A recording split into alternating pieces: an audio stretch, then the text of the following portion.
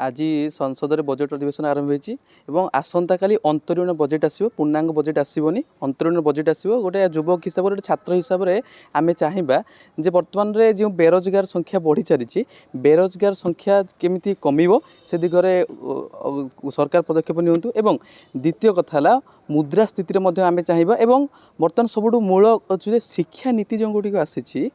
माने भारत सरकार शिक्षा नीति रे केमिति परिवर्तन आसबा से दिगरे मध्ये ग्रहण करिवार आवश्यकता अछि विभिन्न प्रकार पदक्षेप गुडी ग्रहण करिवार आवश्यकता अछि हॉस्टल मानकर छात्रावास मानकर केमिति छात्र छात्री मान पाठ पढ़ि परिबे से मानकर कौशल केमिति बुद्धि हो से दिगरे मध्ये अभिज्ञता मध्ये बजेट रे उपस्थापन करिवार आवश्यकता अछि तेणु शिक्षा स्वास्थ्य को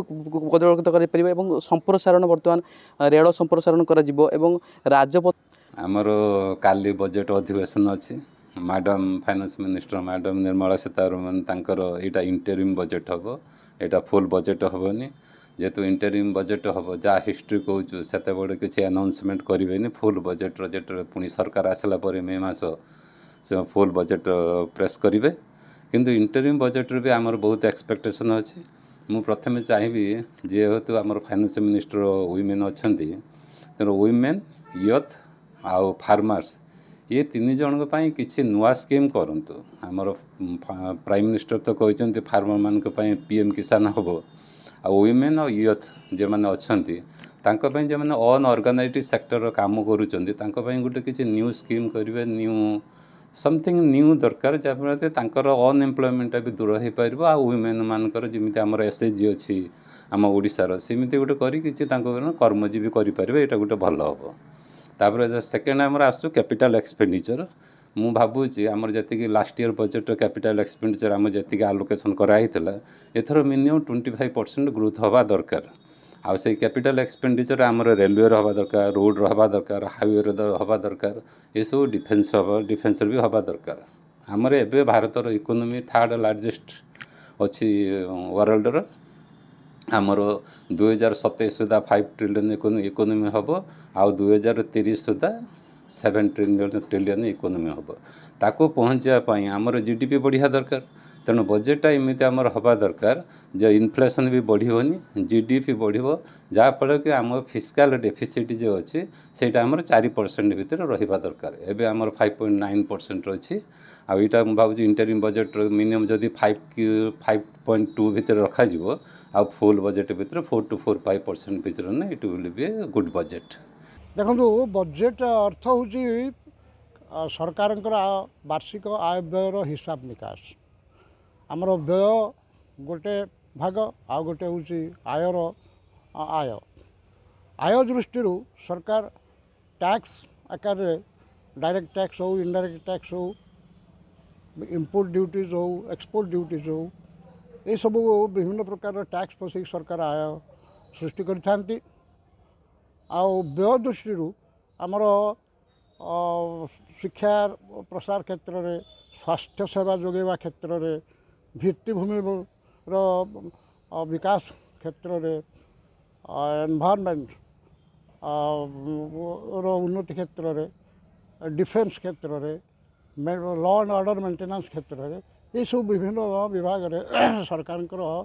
खर्च होता है मु भावुची जेहेतु आग को आमर इलेक्शन आसूची से दृष्टि गरीब एवं मध्यवित्त लोक मान किसी सुविधा निश्चित भाव में आमर केंद्र सरकार करिपारंती से दृष्टि जीएसटी रेट आवश्यक पदार्थ उपर जीएसटी रेट कमिबार संभावना अच्छी इनकम टैक्स जो मान इनकम टैक्स स्लैब बढ़ाइबार संभावना अच्छी एवं टैक्स रेट किसी मॉडिफिकेशन होबार संभावना अच्छी तापर आमर जो बोरोइंग आमर internal borrowing and external borrowing को निश्चित भाव में से एथर बढ़ाइबे कहीं आमर सरकार आय टैक्स दृष्टि निश्चित कमिबो टैक्स रेट कमेदेवा द्वारा कमिबो निश्चित से दृष्टि बोरोइंग निश्चित भाव में इंटरनल बोरोइंग बा एक्सटर्नल बोरोइंग निश्चित भाव में बढ़िबार संभावना अच्छी आमर शिक्षार प्रसार दरकार आमर स्वास्थ्य सेवा बेसी परिमाण जोगे देवा दरकार भित्तिभूमि विकास दरकार एवं आमर एक्सपोर्ट ओरिएंटेड इंडस्ट्रीज मान को निश्चित भाव में प्रोत्साहन सरकार निश्चित देवे इंडस्ट्रियल सेक्टर जो माने क्षुद्र ବା ମଧ୍ୟମ ଧରଣର ଶିଳ୍ପ ଅଛି ସେମାନଙ୍କୁ ମଧ୍ୟ ପ୍ରୋତ୍ସାହନ ସରକାର ନିଶ୍ଚିତ ଦେବେ। ଚାଷୀମାନଙ୍କୁ ମଧ୍ୟ ସରକାର ପ୍ରୋତ୍ସାହନ ଦେବେ। ସେ ଦୃଷ୍ଟିରୁ ଖର୍ଚ୍ଚର ପରିମାଣ ନିଶ୍ଚିତ ଭାବରେ ବଢ଼ିବ। ମଧ୍ୟବିତ୍ତ ପରିବାର କ'ଣ ଆସ୍ପେକ୍ଟ କରିବେ? ମଧ୍ୟବିତ୍ତ ପରିବାର ଆମେ ଭାବୁଛୁ ନିଶ୍ଚିତ ଭାବରେ ଯେ ଆବଶ୍ୟକୀୟ ପଦାର୍ଥମାନଙ୍କ ଉପରେ ଯେଉଁ GST ହାର ନିଶ୍ଚିତ ଭାବରେ କମିବ,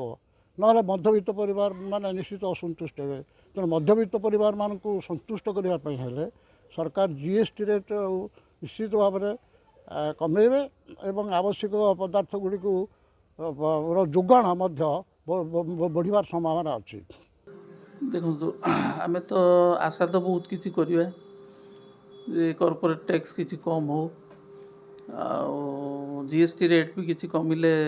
ବର୍ଡ଼ନ୍ ଆମକୁ ର ମେଟେରିଆଲ୍ ଯେଉଁ ଅଧିକା GST ଲାଗୁଛି 18%, ତ ସେଟଅପ୍ ଆମେ ପାଉଛୁ ବଟ୍ ଦେଇକି ଆମକୁ ତ କିଣିବା ପାଇଁ ପଡ଼ୁଛି। ତ କିଛି ଯଦି GST ପରସେଣ୍ଟେଜ୍ ବି କମେ ଆମର ଇନଭେଷ୍ଟମେଣ୍ଟ ରେଟ୍ଟା ଟିକେ କମିବ। ଆଉ ବାକି ରହିଲା ମାର୍କେଟିଂ ଆସିଷ୍ଟାନ୍ସ ଗଭର୍ଣ୍ଣମେଣ୍ଟ ତରଫରୁ, ଯେମିତି ଅବିକା MSC ହେଇଯାଇଛି ମିଡ଼ିୟମ୍ ସ୍ମଲ୍ ଆଣ୍ଡ ମାଇକ୍ରୋକୁ ଗଭର୍ଣ୍ଣମେଣ୍ଟ ଫେସିଲିଟି ଦେଉଛି। ତ ଆମେ ଚାହିଁବୁ ଯେ ମିଡ଼ିୟମ୍ଟାକୁ ବି ଫେସିଲିଟି ଦିଆଯାଉ। ଲାର୍ଜ ସ୍କେଲ୍ ହୁଏତ ସେମାନେ ବହୁତ ବଡ଼ ଆକାରରେ ଅଛନ୍ତି, ତାଙ୍କୁ ଫେସିଲିଟି ନ ମିଳିଲେ ସେମାନେ ସର୍ଭାଇଭ୍ କରିଯିବେ। କିନ୍ତୁ ମିଡ଼ିୟମ୍ ସ୍କେଲ୍ଟା କ'ଣ କି ଜଷ୍ଟ ଆପଣ ଯେମିତି ପିଲା ଗୋଟେ ବଢ଼ିକି ଜଷ୍ଟ ଚାଲିବା ମାପର ହେଲା ବେଳକୁ ଆପଣ ତା ପାଖରୁ ମାନେ ବାଡ଼ିଟା ହାତରୁ ତାଠୁ ଛଡ଼େଇ ନେବେ କି ଗୋଟେ ସପୋର୍ଟ ଛଡ଼େଇ ନେବେ। ଆମେ ଭାବୁଛୁ ଏଇ ଟାଇପ୍ର ଗୋଟେ ମିଡ଼ିୟମ୍ ସ୍କେଲ୍ ପାଇଁ ଗଭର୍ଣ୍ଣମେଣ୍ଟର କ'ଣ ହେବା ଦରକାର? ମାର୍କେଟିଂ ଆସିଷ୍ଟାନ୍ସଟା ମିଡ଼ିୟମ୍ ସ୍କେଲ୍କୁ ବି ମିଳିବା କଥା। ଯେଉଁଟା ଡିପାର୍ଟମେଣ୍ଟ ଅଛି ଦେଖନ୍ତୁ MSME ଡିପାର୍ଟମେଣ୍ଟ, ତା'ର ଫୁଲ୍ ଫର୍ମଟା ହେଉଛି କ'ଣ ଆପଣଙ୍କର ମାଇକ୍ରୋ ସ୍ମଲ୍ ଆଣ୍ଡ ମିଡ଼ିୟମ୍। ତ ଡିପାର୍ଟମେଣ୍ଟ ଯଦି ମାଇକ୍ରୋ ସ୍ମଲ୍ ଆଣ୍ଡ ମିଡ଼ିୟମ୍ ହେଲା ତ ମିଡ଼ିୟମ୍କୁ କାହିଁକି ଆଜି ବାଦ୍ ପକା ହେଉଛି? ମିଡ଼ିୟମ୍କୁ ଆଜି ଗଭର୍ଣ୍ଣମେଣ୍ଟ ଟେଣ୍ଡର କୁହନ୍ତୁ, ଗଭର୍ଣ୍ଣମେଣ୍ଟ ଟେଣ୍ଡରରେ ଆପଣ ପାର୍ଟିସିପେଟ୍ କଲେ 10%ର EMD ଡିପୋଜିଟ୍ କରୁଛନ୍ତି, ଯେଉଁଟାକି ମାଇକ୍ରୋ ସ୍ମଲ୍ ପାଇଁ ନାହିଁ। ଆଉ ତାପରେ ହେଲା ଆପଣ ବ୍ୟାଙ୍କ ଗ୍ୟାରେଣ୍ଟି ଦେବା ପାଇଁ ପଡ଼ୁଛି ଅର୍ଡ଼ର ଆଣିବା ପାଇଁ, ଆପଣଙ୍କର 10% ପେମେଣ୍ଟ ହେଲ୍ଡ ଅଫ୍ ହେଇକି ରହୁଛି, 6 ମାସ ପରେ ଆପଣ ପାଉଛନ୍ତି। ତ ସେଇ ସବୁ ଗୁଡ଼ା ଫାଇନାନ୍ସିଆଲ୍ ବର୍ଡ଼ନ୍ ମିଡ଼ିୟମ୍ ସ୍କେଲ୍ରେ ବହୁତ ବଢ଼ିଯାଉଛି। ତ ସେଇ ଫ୍ୟାସିଲିଟି ଗୁଡ଼ା ଆମେମାନେ ଚାହୁଁଛୁ ଗଭର୍ଣ୍ଣମେଣ୍ଟ ସାହାଯ୍ୟ କରୁ। ର ମେଟେରିଆଲ୍ ଉପରେ ବି ସେୟା, ଆପଣଙ୍କର ଯଦି GST ଟିକେ କିଛି ପରସେଣ୍ଟେଜ୍ କମନ୍ତା ତାହେଲେ ଆମକୁ ଯେଉଁ ର ମେଟେରିଆଲ୍ କିଣୁଛୁ ଆମେ ଅଧିକା GST ଦେଇକି, ତ ସେ ଇନଭେଷ୍ଟମେଣ୍ଟଟା ଆମର ଟିକେ ବଞ୍ଚିଯାଆନ୍ତା। ଆଶା କ'ଣ କରିବେ? କାଲିର ବଜେଟ୍ରୁ କ'ଣ ଆପଣଙ୍କ ଆଶାନୁରୂପ ଫଳ ହୋଇପାରିବ କି? ଆଶା ତ ଆମେ ଏହା ହିଁ କରୁଛୁ। ତେଣୁ ଗଭର୍ଣ୍ଣମେଣ୍ଟ ଉପରେ ଡିପେଣ୍ଡ କରେ ଗଭର୍ଣ୍ଣମେଣ୍ଟ କ'ଣ ସପୋର୍ଟ ଦେଉଛି MSMEକୁ। ଯେଉଁ ଡିପାର୍ଟମେଣ୍ଟଟା ଆଜି ଗଭର୍ଣ୍ଣମେଣ୍ଟ ଅଫ୍ ଇଣ୍ଡିଆର ଗଭର୍ଣ୍ଣମେଣ୍ଟ ଅଫ୍ ଓଡ଼ିଶାର ଅଛି ଯେ MSME ଡିପାର୍ଟମେଣ୍ଟ, ତା ଦେହରୁ ମିଡ଼ିୟମ୍କୁ ବାଦ୍ ପକାଇ ଦିଆହେଇଛି, କେବଳ ଫ୍ୟାସିଲିଟି ମିଳୁଛି ଆପଣ ମାଇକ୍ରୋ ସ୍ମଲ୍କୁ। ତ ଆମେ ଆଶା କରୁଛୁ ମିଡ଼ିୟମ୍କୁ ବି ଇନକ୍ଲୁଡ଼ କରାଯାଉ।